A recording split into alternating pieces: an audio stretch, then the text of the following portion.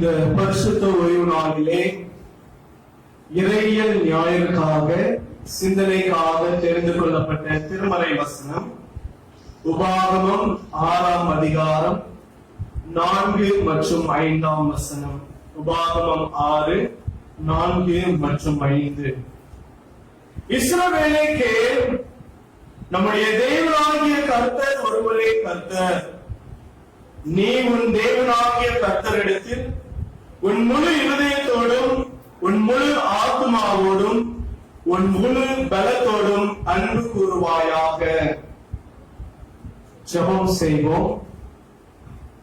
என் கண்மலையும் என் மீட்பரும் ஆகிய என் கர்த்தாவே, என் வாயின் வார்த்தைகளும் என் இருதயத்தின் தியானமும் உமது சமூகத்திலே இறுதியாயிருப்பதாக. ஆமென். நம்முடைய பிதாவாகிய தேவனாலும் கர்த்தராகிய இயேசு கிறிஸ்துவினாலும் உங்களுக்கு கிருபையும் சமாதானமும் உண்டாவதாக. ஆண்டவருடைய நிறைவான கிருபையும் தயவும் நிறைவாய் பெருகிருக்க கர்த்தர் கிருபை செய்வாராக. இன்றைய பரிசுத்த ஓய்வு நாளிலே நாம் இறையியல் ஞாயிறு அல்லது இறையியல் கல்வி ஞாயிறை அனுசரிக்கும்படியான கிருபைகளை ஆண்டவர் நமக்கு தந்திருக்கிறார். அதற்காக ஆண்டவரை நாம் ஸ்தோத்திரிப்போம். இறையியல் அல்லது இறையியல் கல்வி, தியாலஜிக்கல் அல்லது தியாலஜிக்கல் எஜுகேஷன் என்கிற வார்த்தையை நாம் கேட்கும் பொழுது நம்முடைய நினைவிற்கு, நம்முடைய ஞாபகத்திற்கு அடிக்கடி வருவது ஆரிய பெருமக்கள், இறையியல் ஆசிரியர்கள், இறையியல் மாணவர்கள் மற்றும் இறையியல் கல்லூரி. அநேக நேரங்களிலே இந்த இறையியல் என்பது அவர்களுக்கு மாத்திரமே உரியது என்று சொல்லி நாம் அநேக நேரங்களிலே நினைப்போம். ஆனால் அது உண்மை அல்ல. C.S. Lewis இப்படியாக சொல்கிறார், theology is practical. If you do not listen to the theology, that will not mean that you have no idea about God. It will mean that you have a lot of wrong ones, bad, murders, outdated ideas. இறையியல் என்பது பயிற்சிக்குரியது, நடைமுறைக்குரியது. நீங்கள் இறையியலை கேட்கவில்லை என்றால் கடவுளை பற்றி உங்களுக்கு எதுவும் தெரியாது என்று சொல்லி அர்த்தம் அல்ல. மாறாக உங்களிடத்திலே தவறான எண்ணங்கள், தவறான அபிப்பிராயங்கள், குழப்பங்கள் இந்த இறையியலை கேட்கவில்லை என்றால் உங்களிடத்திலே தோன்றும் என்று சொல்லி C.S. Lewis என்ன செய்கிறார்? இப்படியாக சொல்கிறார். Which are the places do we receive the theology or theological education, or from where are we equipped with the theological education? இறையியல் கல்வியை நாம் எந்தெந்த இடங்களிலே கற்றுக்கொள்கிறோம் அல்லது எந்தெந்த இடங்களில் இருந்து நமக்கு இறையியல் கல்வி, இறையியலை குறித்து நாம் படிக்க முடியும் என்று சொல்லி பார்க்கும் பொழுது, முதல் முறையாக நாம் நம்முடைய வீடுகளில் இருந்து இறையியலை குறித்து என்ன செய்கிறோம்? கற்றுக்கொள்கிறோம் இல்லையா? காரணம், நம்முடைய தந்தை, தாய் என்ன செய்கிறார்? நமக்கு ஆண்டவருடைய கதையை என்ன செய்கிறார்கள்? கற்று தருகிறார்கள். அதன் பின்னதாக ஒரு படி மேலே நாம் பார்க்கும் பொழுது திருச்சபையிலே ஞாயிறு பள்ளி ஆசிரியர்கள் நமக்கு இறையியலை குறித்து, ஆண்டவரை குறித்து நமக்கு கற்றுக் கொடுக்கிறார்கள். ஒரு காலகட்டத்திலே நமக்கு வேதாகமத்தின் ஆழமான காரியங்கள் கற்றுக்கொள்ள விரும்புகிறவர்கள் எங்கே போவார்கள்? இறையியல் கல்லூரிக்கு சென்று அங்கே இறையியலை, கடவுளை குறித்து படிப்பார்கள்.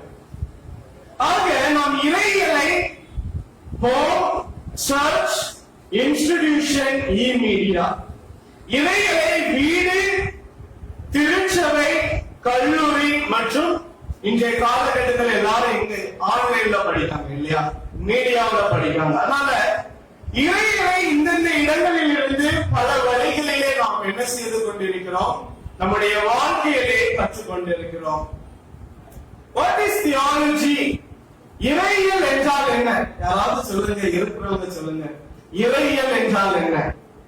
Simple question. இறையியல் என்றால் என்ன சொல்ல முடியுமா? நீங்க சொல்லலாம். இறையியல் என்றால் ஸ்டடி ஆஃப் காட், ஆண்டவரை குறித்து அல்லது தேவனை குறித்து கடவுளை குறித்து படிப்பது இறையியல் எனப்படுகிறது. ஜான் ஆட்வர்க் இப்படியாக சொல்கிறார், theology is the attempt to properly recognize what the Bible actually says. திருமறையின் உண்மையை சரியாக அடையாளம் காணும் வலிமை இறையியலுக்கு உள்ளது என்று சொல்லி ஜான் ஆட்வர்க் என்ன செய்கிறார்? இப்படியாக சொல்கிறார். இறையியல் கல்வி அல்லது இறையியல் கல்லூரியின் மிகப்பெரிய ஒரு நோக்கம் என்ன என்றால், தெய்வ மனிதர்களை தேவனுடைய ஊழியத்திற்கு உருவாக்குவது இறையியல் கல்லூரியின் அல்லது இறையியல் கல்வியின் ஒரு மிகப்பெரிய உன்னதமான ஒரு பணியாக காணப்படுகிறது. So equipping the people of God is very important. இது இறையியல் படிக்கிறவர்களுக்கு மாத்திரமல்ல, இது நமக்கும் என்ன செய்யும் பொருந்தும். காரணம், நாம் நம்முடைய பிள்ளைகளை ஆண்டவருக்குள்ளாக கட்டுவது பெற்றோர்களுடைய தாய் தகப்பனாருடைய ஒரு கடமையாக காணப்படுகிறது. அதே போலதான் திருச்சபையிலுள்ள எல்லா அமைப்புகளும் எல்லா ஊழியமும் சொல்லலாம் இல்லையா? ஞாயிறு பள்ளி, மெத்தடிஸ்ட் வாலிபர் ஐக்கியம், பெண்கள் கிறிஸ்தவ சேவை சங்கம், மெத்தடிஸ்ட் ஆண்கள் மற்றும் அநேக ஜெபங்கள் நம்முடைய திருச்சபையிலே நடைபெறுகிறது. அவைகள் எல்லாம் ஏதோ ஒரு வகையில் என்ன செய்கிறது? நம்முடைய ஆவிக்குரிய வாழ்க்கையை ஆண்டவருக்குள்ளாக கட்டுவதற்கு என்ன செய்கிறது? உதவுகிறது என்று சொல்லி பார்க்கிறோம். நாம் ஆண்டவருடைய ராஜ்யத்தை சுதந்திரிப்பதற்கு இந்த ஊழியங்கள், இந்த ஆராதனைகள் நமக்கு என்ன செய்கிறது? ஒரு முன்மாதிரியாக நம்முடைய திருச்சபையிலே காணப்படுகிறது. ஆகையால் இறையியல் நம்முடைய வாழ்க்கையிலே மிகவும் முக்கியம். கடவுள் நம்முடைய வாழ்க்கையிலே மிகவும் முக்கியம். காரணம், கடவுள் இல்லாமல், ஆண்டவர் இல்லாமல் நம்முடைய வாழ்க்கையிலே எந்த ஒரு காரியத்தையும் செய்ய முடியாது என்று சொல்லி திருமறை நமக்கு காட்சி தருகிறது. இப்படியாக ஒரு கதையை படித்தேன். ஒரு மிகப்பெரிய கட்டிடம் கொண்ட ஒரு ஆலயம் அல்லது திருச்சபை. ஆனால் அந்த ஆலயத்திலே மக்கள் வருவது மிகவும் குறைவு. ரொம்ப ரொம்ப ரொம்ப பெரிய ஒரு கட்டிடம் பாண்டும் திருச்சபையை மாறி, ஆனால் அந்த ஆலயத்துல 10 பேர் தான் என்ன செய்யறாங்க? வாராங்க. அதனால திருச்சபை அங்கத்தினர்கள் ஒரு சிலர் பேராக என்ன செய்தார்கள்? கூடி ஆண்டவரிடத்திலே ஜெபித்தார்கள். ஆண்டவரே, எங்களுடைய திருச்சபையில் என்ன வேண்டும்? அநேக அங்கத்தினர்கள் வேண்டும் என்று சொல்லி ஜெபித்தார்கள். அவர்கள் ஜெபித்த ஜெபத்திற்கு ஆண்டவர் என்ன செய்தார்? பதிலும் கொடுத்தார். ஒரு குறுகிய காலகட்டத்திலே அந்த ஆலயத்திலே அநேகர் என்ன செய்தார்கள்? ஆண்டவரை ஆராதித்தார்கள். உள்ளே வெளியே என்று சொல்லி ஆண்டவரை ஆராதிப்பதற்கு ஜனக்கூட்டங்கள் என்ன செய்தார்கள்? வந்தார்கள். குறிப்பாக ஞாயிற்றுக்கிழமை ஆராதனையிலே காலம் வைக்க முடியாத அளவுக்கு அந்த ஆலயத்தில் என்ன இருந்தது? கூட்டம் இருந்தது. ஆண்டவரை ஆராதித்தார்கள். அதே வேளையிலே திருச்சபையை ஒட்டி ஒரு புதிதான ஒரு சாராய கடையும் என்ன செய்தது? இருந்தது இல்லையா? சிரிக்காங்க. சாராய கடை என்ன செய்தது? திருச்சபையை ஒட்டி இருந்தது. இந்த சாராய கடை இருந்ததுனால அது திருச்சபை அங்கத்தினர்களுக்கும் அந்த சாராய கடை ஓனருக்கும் என்ன வரும்? அடிக்கடி வாக்குவாதங்கள், சண்டைகள் என்ன செய்யும்? ஏற்படும். திருச்சபை மக்கள் நிறைய நேரம் சண்டை போட்டு வாக்குவாதம் பண்ணி ஒண்ணுமே என்ன செய்ய முடியல. ஏன்னா அந்த சாராய கடைக்கார அந்த ஓனர் சொல்லிட்டாரு, நான் என்ன செய்ய மாட்டேன், எடுக்க மாட்டேன், நீங்க என்னன்னாலும் செஞ்சுக்கோங்க. அந்த திருச்சபை மக்கள் என்ன செய்தார்கள்? மீண்டுமாக ஆண்டவரிடத்திலே ஜெபித்தார்கள். ஆண்டவரே, இந்த சாராய கடையை நீங்க என்ன செய்யுங்க, எப்படியாவது எடுத்துங்க, எங்களுடைய திருச்சபையை விட்டு என்ன செய்யுங்க, எடுத்துருங்கன்னு சொல்லி ஜெபம் பண்ணாங்க. அவங்க ஜெபம் பண்ண அதே இரவுல என்ன நடந்தது? ஒரு பெரிய மின்னல் வந்து அந்த சாராய கடை என்ன செய்தது? அடித்து நொறுக்கியது. அந்த சாராய கடை அழிந்தது. சபை மக்கள் ஜெபம் பண்ணதுனாலதான் சாராய கடை அழிந்தது என்று அந்த ஓனருக்கு என்ன செய்தது? கடைசியாக தெரிய வந்தது. அந்த ஆலயத்தின் மேலும் அந்த சபையின் மேலும் அவர் என்ன செய்தார்? வழக்கு பதிவிட்டு என்னுடைய நஷ்டத்தை என்ன செய்யணும்? எனக்கு தரணும். என்னுடைய சாராய கடை உங்களுடைய ஜபத்தினால் தான் அழிந்தது, உங்களால் தான் அழிந்தது என்று சொல்லி எனக்கு நஷ்டவீடு வேண்டும் என்று சொல்லி வழக்கு பதிவிட்டார். அவர்களுடைய வழக்கு இப்பொழுது கோர்ட்டிற்கும் வந்தது. அந்த சாராய கடைக்காரர் ஒன்று சொன்னார், இவர்கள் அவர்களுடைய கடவுளிடத்திலே ஜபம் பண்ணதுனால்தான் அவர்களுடைய ஆண்டவர் என்னுடைய கடையை அழித்து போட்டார். ஆகையால் எனக்கு கண்டிப்பாக நஷ்டஈடு வேண்டும் என்று சொல்லி அவர் என்ன செய்தார்? அவருடைய சாட்சியை சொன்னார். இப்பொழுது சபை மக்கள் சொல்லுகிறார்கள், அது எப்படி எங்களால முடியும் இல்லையா?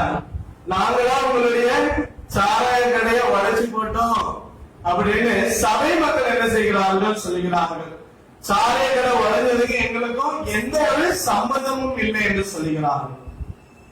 இவங்க ரெண்டு பேரும் இப்படியே என்ன செஞ்சுட்டு இருந்தாங்க? வாக்குவாதம் பண்ணி கொண்டு இருந்தார்கள். நீதிபதியும் என்ன செய்து கொண்டிருக்கிறார்? அதை கேட்டுக் கொண்டிருக்கிறார். கடைசியாக ரெண்டு பேரும் பேசினதை வச்சு ஒரு காரியத்தை, நீதிபதி புரிந்து கொண்ட காரியத்தை நீதிபதி சொல்கிறார். என்ன சொல்கிறார்? உங்கள் ஆண்டவர் மீது உங்களுடைய நம்பிக்கையை காட்டிலும் அல்லது உங்களுடைய ஜபத்தின் மீது உள்ள உங்களுடைய நம்பிக்கையை காட்டிலும் அந்த ஓனரிடத்துல, சாராயக்கடை ஓனரிடத்துல அதிகமாக இருந்தது என்று சொல்லி அவர் என்ன செய்தார்? ஒரு வித்தியாசமான ஒரு பதிலை கொடுத்தார். சரிங்க, இதிலிருந்து நாம் புரிந்து கொள்ளக்கூடிய ஒரு காரியம் என்ன? நாம் நம்முடைய விசுவாசத்தை எவ்வாறு மதிப்பிடுகிறோம்? How do we evaluate our faith? நாம் நம்முடைய தேவனை, கிறிஸ்துவை விசுவாசிக்கிறோமா? Do we really believe our Lord Jesus Christ? நாம் நம்முடைய விசுவாசத்தை ஆண்டவருக்குள்ளாக நிலைப்படுத்துகிறோமா? நாம் நம்முடைய குழந்தைகளை ஆண்டவருக்குள்ளாக கட்டுகிறோமா? நாம் நம்முடைய கிறிஸ்துவ நம்முடைய சமுதாயத்தை கிறிஸ்துவுக்குள்ளாக கட்டுகிறோமா என்பது மிகவும் முக்கியம். ஆகையால் தான் இந்த பரிசுத்த ஓய்வு நாளிலே என்னுடைய செய்தியின் தலைப்பு, தெய்வ மனிதர்களை உருவாக்குவதே இறையியல் கல்வியின் நோக்கம். Theological education, equipping the people of God. தெய்வ மனிதர்களை உருவாக்குவதே இறையியல் கல்வியின் நோக்கம். முதலாவதாக ஆண்டவருடைய கற்பனையில் அல்லது அவருடைய கட்டளையில் சமுதாயத்தை கட்ட வேண்டும். Building the community on God's commandments. Building the society on God's commandments. ஆண்டவருடைய கட்டளைகளில், கற்பனைகளில் நாம் நம்முடைய சமுதாயத்தை என்ன செய்ய வேண்டும்? கட்ட வேண்டும் என்று சொல்லி பார்க்கிறோம். அதற்காக தெரிந்து கொள்ளப்பட்ட வேத பகுதி உபாகமம் 6வது அதிகாரம் 1 முதல் 17 வசனங்கள் வரை நாம் படித்தோம். இந்த அதிகாரத்திலே மோசே முதலாவதாக கர்த்தரால் அறிவுறுத்தப்படுகிறார். கர்த்தர் மோசேக்கு அநேக காரியங்களை, அநேக கற்பனைகளை, அநேக கட்டளைகளை என்ன செய்கிறார்? கற்றுக் கொடுக்கிறார். இப்பொழுது மோசே கர்த்தர் தனக்கு கற்றுக் கொடுத்த அந்த கட்டளைகளை, அந்த சாட்சிகளை, அந்த கற்பனைகளை இஸ்ரவேல் ஜனங்களுக்கு என்ன செய்கிறார்? போதிக்கிறார் என்று சொல்லி பார்க்கிறோம். மோசே என்ன சொன்னார்? 4வது வசனம் சொல்கிறது, இஸ்ரவேலே கேள், நம்முடைய தேவனாகிய கர்த்தர் ஒருவரே கர்த்தர். 17வது வசனம் சொல்கிறது, உங்கள் தேவனாகிய கர்த்தர் உங்களுக்கு கற்பித்த அவருடைய கற்பனைகளையும், அவருடைய சாட்சிகளையும், அவருடைய கட்டளைகளையும் கழுத்தாய் கைகொள்ளுவீராக. மோசே இஸ்ரவேல் ஜனங்களிடத்திலே சொன்ன காரியம் என்ன? ஆண்டவருடைய கற்பனைகளை, ஆண்டவருடைய சாட்சிகளை, ஆண்டவருடைய கட்டளைகளை என்ன செய்ய வேண்டும்? கருத்தாய் கைக்கொள்ள வேண்டும் என்று சொல்கிறார். எதற்காக நாம் ஆண்டவருடைய கட்டளைகளை, கற்பனைகளை, சாட்சிகளை கைக்கொள்ள வேண்டும்? காரணம் 18 மற்றும் 19வது வசனம் சொல்கிறது, நீ நன்றாய் இருக்கிறதற்கும் கர்த்தர் உன் பிதாக்களுக்கு ஆணையிட்டு கொடுத்த நல்ல தேசத்தில் நீ பிரவேசித்து அதை சுதந்தரிப்பதற்கும், கர்த்தர் தாம் சொன்னபடி உன் சத்துருக்களை எல்லாம் உன் முகத்திற்கு முன்பாக துரத்தி விடுகிறதற்கும் நீ கர்த்தருடைய பார்வைக்கு செம்மையும் நன்மையுமாய் இருக்கிறதை என்று செய்வாயாக என்று சொல்கிறார். நாம் எதற்காக கர்த்தருடைய கற்பனையை கைக்கொள்ள வேண்டும்? காரணம் நாம் நன்றாய் இருக்க வேண்டுமானால். இங்கே மோசே இஸ்ரவேல் ஜனங்களுக்கு கற்றுக் கொடுக்கக்கூடிய ஒரு காரியம் என்ன? நம்முடைய வாழ்க்கை நன்றாக இருக்க விரும்புகிறவர்கள், நம்முடைய வாழ்க்கை செழிப்பாக இருக்க வேண்டுமானால், கர்த்தருடைய ஆசீர்வாதத்தை நாம் அனுபவிக்க வேண்டுமானால், கர்த்தர் கொடுக்கக்கூடிய பாலும் தேனும் ஓடக்கூடிய அந்த ஆசீர்வாதத்தை நம்முடைய வாழ்க்கையிலே நாம் பெற்றுக்கொள்ள வேண்டுமானால் நாம் என்ன செய்ய வேண்டும்? ஆண்டவருடைய கற்பனைகளில் நடக்க வேண்டும், ஆண்டவருடைய கற்பனைகளை கை கொள்ள வேண்டும், ஆண்டவருடைய கற்பனைகளை கீழ்ப்படைய வேண்டும் என்று சொல்லி பார்க்கிறோம். If you want to lavish yourself, if you want to prosper, if you want to enjoy the prosperity of flowing milk and honey, then you have to obey the Lord's commandment. ஆண்டவருடைய கற்பனைகளை கைக்கொள்வதன் மூலமாக உன்னுடைய வாழ்க்கை செழிக்கும். நீ நன்றாய் இருக்க வேண்டுமானால் ஆண்டவர் சொன்ன வார்த்தைகளின்படி என்ன செய் என்று சொல்லி மோசே இஸ்ரவேல் ஜனங்களுக்கு கற்றுக் கொடுக்கிறார். நம்முடைய சமுதாயம் ஆண்டவருடைய கற்பனைகளில், ஆண்டவருடைய கட்டளைகளில் உருவாக வேண்டும், பராமரிக்க வேண்டும். நாம் நம்முடைய சமுதாயத்தை ஆண்டவருடைய வார்த்தைகளால் என்ன செய்ய வேண்டும்? கட்ட வேண்டும் என்று சொல்லி பார்க்கிறோம். What is the commandments? அப்படி என்ன ஒரு கட்டளையை ஆண்டவர் இஸ்ரவேல் ஜனங்களுக்கு கொடுத்தார்? மீண்டுமாக 4 முதல் 6 வசனங்களை நாம் படிக்கும் பொழுது 4வது வசனம் சொல்கிறது, இஸ்ரவேலே கேள், நம்முடைய தேவனாகிய கர்த்தர் ஒருவரே கர்த்தர்.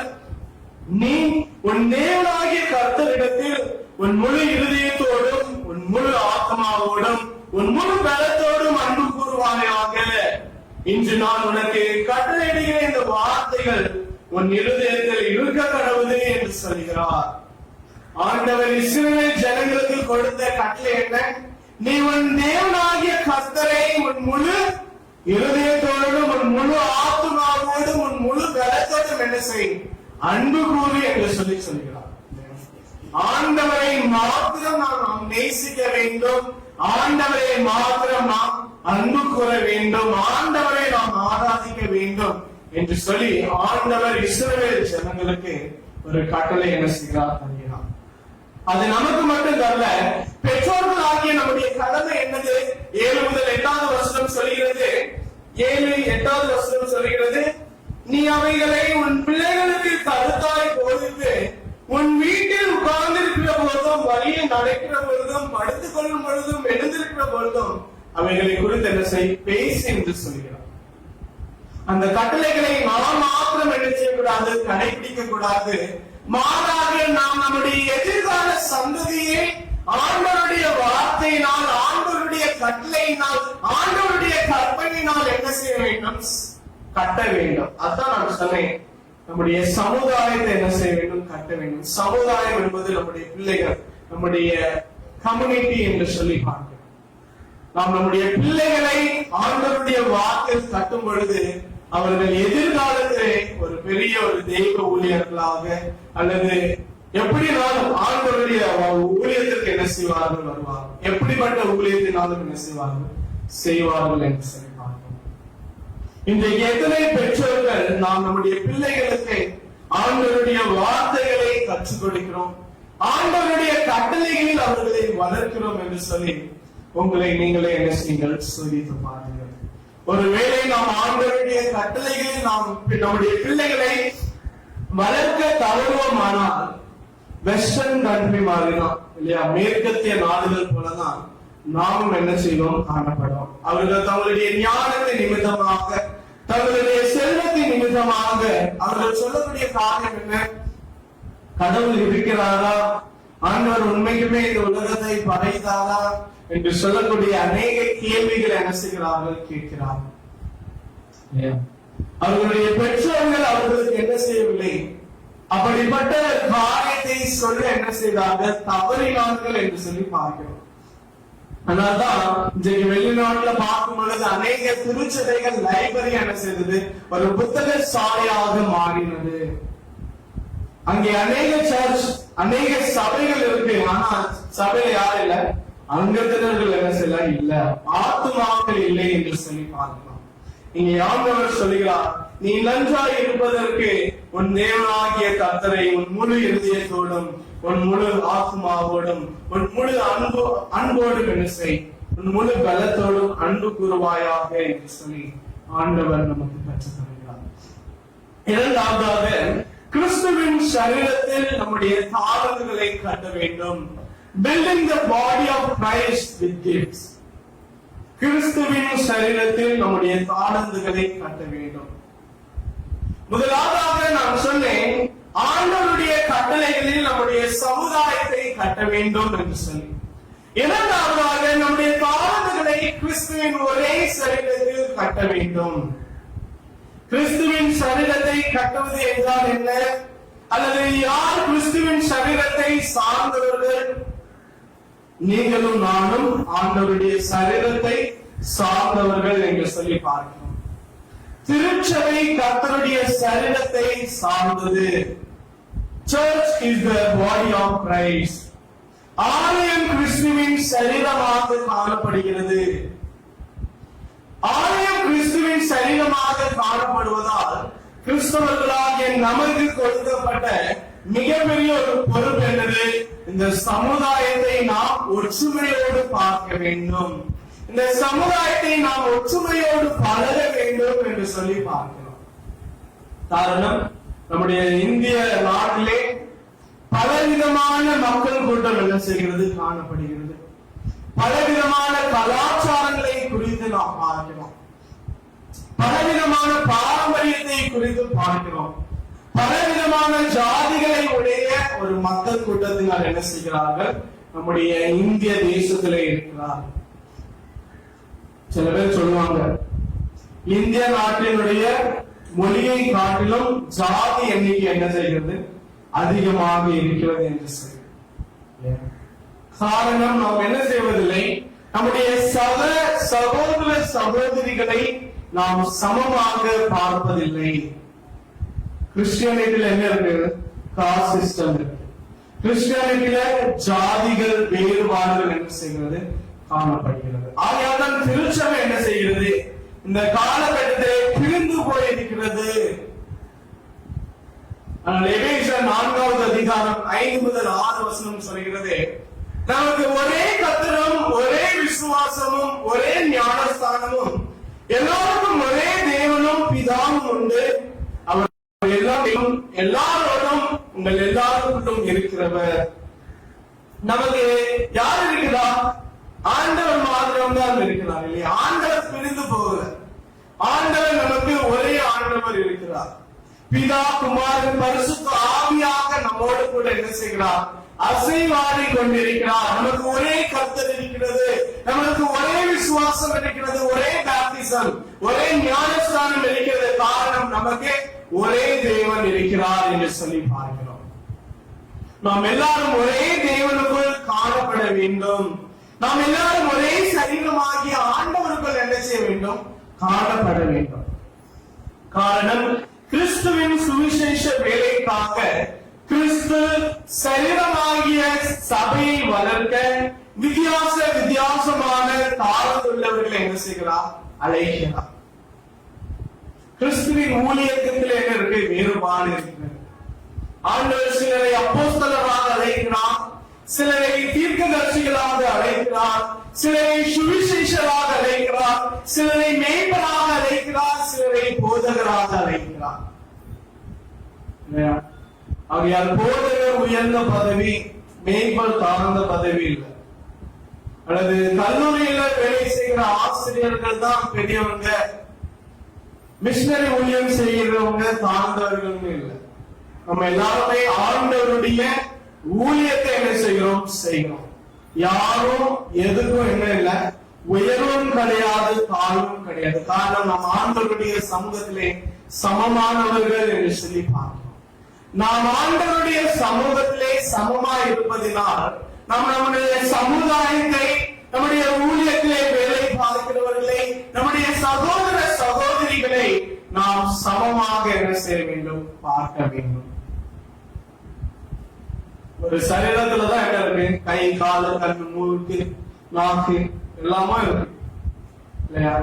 கை சொல்லுமா சாப்பிட நான் சாப்பிட மாட்டேன், வாய் சொல்லுமா நான் சாப்பிட மாட்டேன் சொல்லாதீங்க.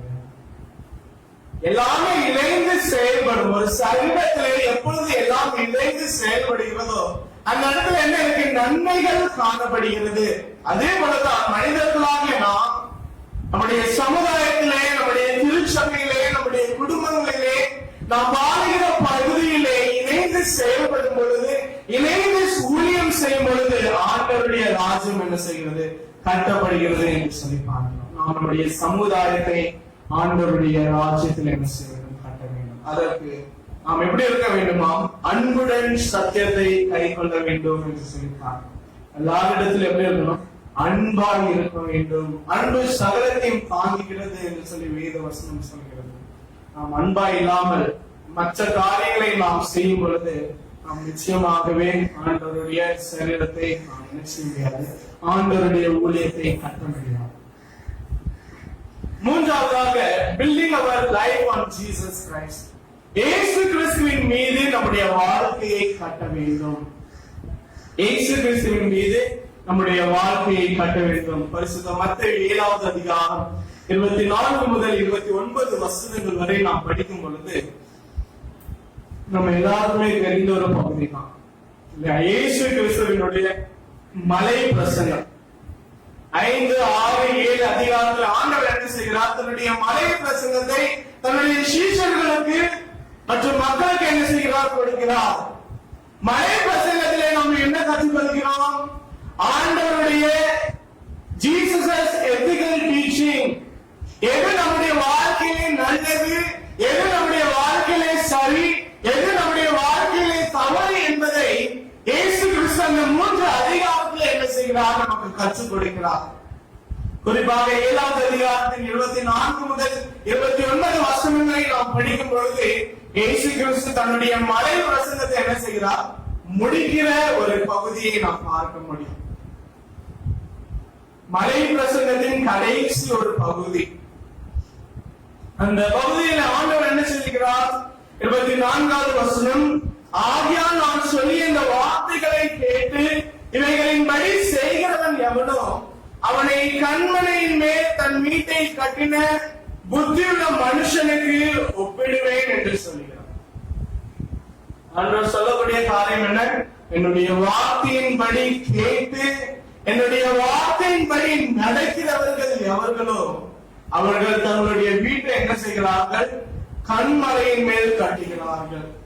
கண்மலையில யாராவது வீடு கட்ட முடியுமா? கண்மலையில யாராவது வீடு கட்ட முடியுமா? கட்ட முடியாது இல்லையா? எதற்கு ஆண்டவர் கண்மலையின் மேல் ஒப்பிடுகிறார்? காரணம், நாம் ஆண்டவர் ஆகிய கண்மலை, ஆண்டவர் இயேசு கிறிஸ்து கண்மலைக்கு ஒப்பிடுகிறார். காரணம், கண்மலை எப்படி இருக்கும்? கடினமாக இருக்கும் இல்லையா?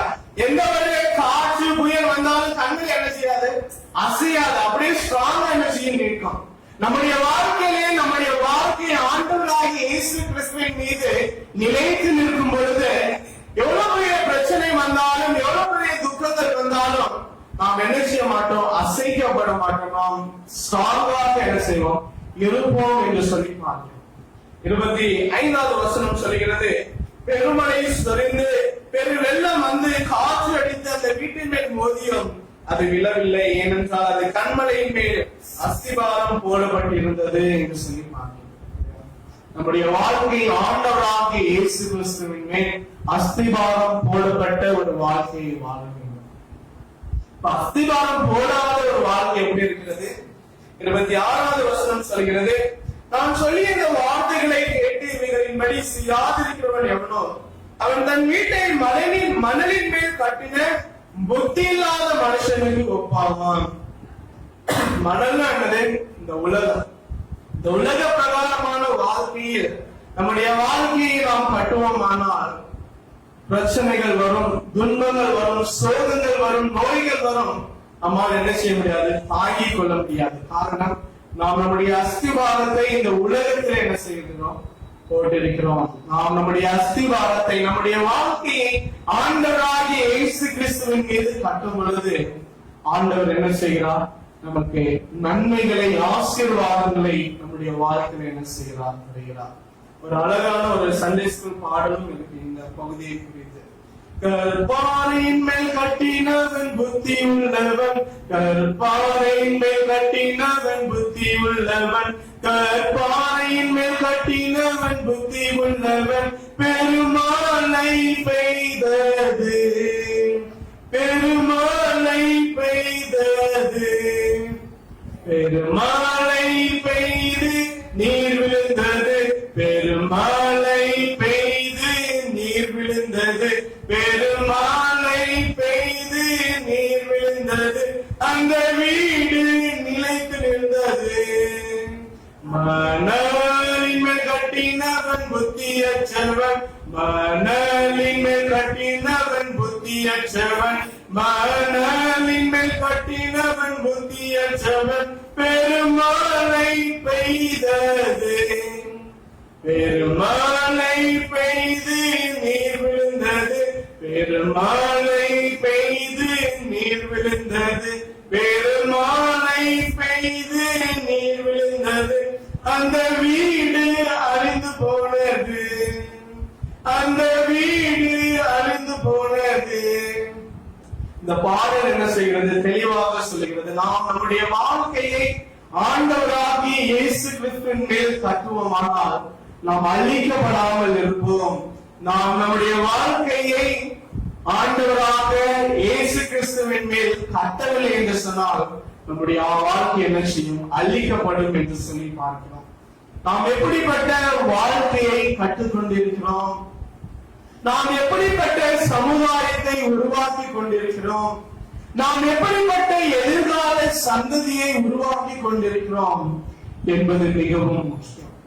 நாம் நம்முடைய வாழ்க்கையை, நம்முடைய சமுதாயத்தை, நம்முடைய எதிர்கால சந்ததியை ஆண்டவருக்குள்ளாக கட்டவில்லை என்றால் அவர்கள் நிச்சயமாக அழிந்து போவார்கள் என்று சொல்லி பார்க்கிறோம்.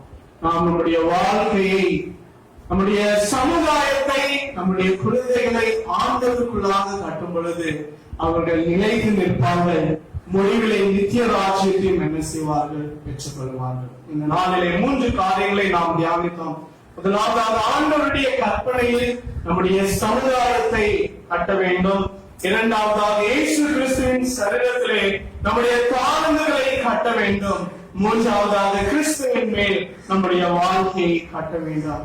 இப்படிப்பட்ட காரியங்களை நாம் செய்யும் பொழுது சங்கீதக்காரனாகிய தாவீது சொல்கிறார், அவருடைய கற்பனைகளின்படி செய்கிற யாவருக்கும் நற்புத்தி உண்டு, அவர் புகழ்ச்சி என்றென்றைக்கும் நிற்கும். நாம் ஆண்டவரோடு கூட என்றென்றைக்கும் நிலைப்போம். ஆண்டவர் தாமே இந்த வார்த்தைகளை ஆசீர்வதிப்பாராக. நாம் ஜெபம்